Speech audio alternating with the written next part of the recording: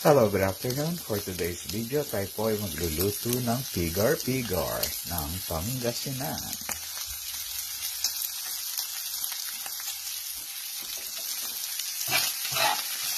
So,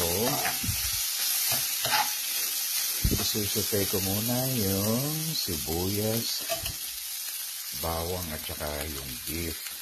And then after nun, lagyan na natin siya ng cabbage.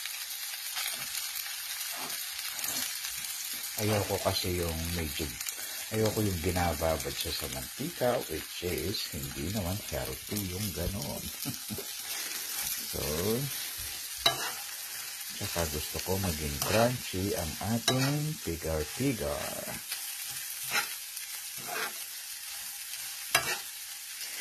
O, diba?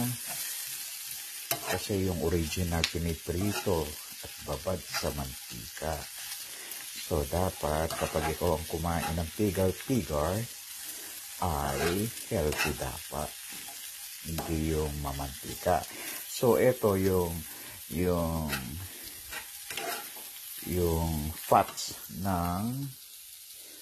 ng beef ay yun lang ang nagpapirito sa sarili niyang mantika para mas masarap.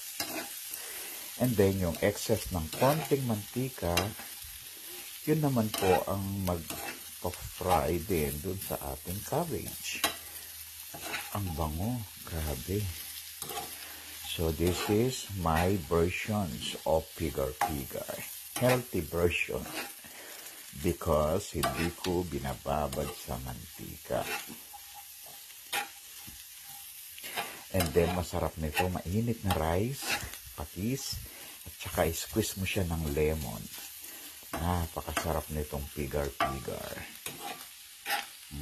Diba? So, yummy. So, yan. Eto na. Pwede na. Yung parang iba-blanch mo lang yung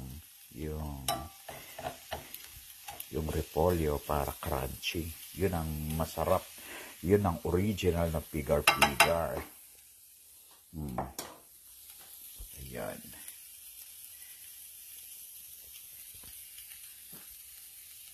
So, ganyan lang po. Huwag nating ipiprito. Huwag nating ipalangoy sa mantika. Dapat yung katas ng fats from the beef ay pupunta rin dun sa cabbage. So, tara, kain na. Masarap na ito. So, that's our pigar-pigar.